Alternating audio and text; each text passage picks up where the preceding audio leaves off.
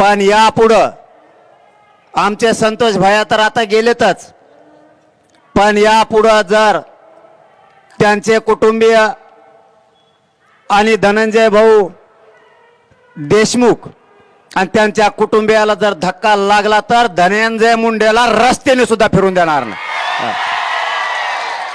आमचा एक भाऊ गेला, तो आता आम्ही सहन केला, या मुंड्याचं आणि फिंड्याचं आम्ही तोंडावर नाव सुद्धा घेतलं नाही, हरामखोर अवलादीचं।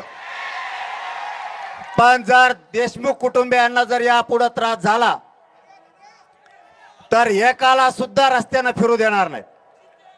आणि परभणीकरांच्या सगळ्या बांधवांना आज सांगतो,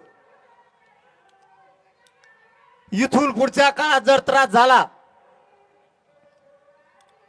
परळी असो कोणा बीड जिल्हा असो, इथल्या आपल्या समाजाला जर त्रास झाला तर परभणी आणि पलीकडून धाराशिव यांना घरात घुसघुस आणायचं। जर इथून पुढे यांनी लोकांना आता त्रास दिला तर परभणी जिल्हा आणि पलीकडून धाराशिव एकदा यांना बघायचंच।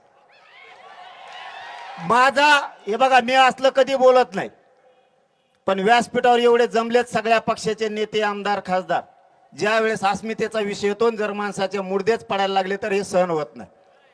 आम्हाला माज नाहीये, आम्हाला मस्ती पण नाही।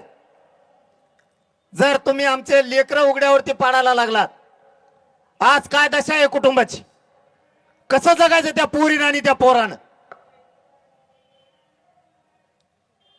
तुम्ही जर आमचे लोक मारून जर तुम्ही तुमचे आरोपी घरात लपून ठेवता, यांना पुण्यात नेमका सांभाळा कोणी? सगळे आरोपी पुण्यात नेमके कसे सापडायला लागले? सगळ्याचे सगळे आरोपी हे पुण्यातूनच सापडतात। याचा अर्थ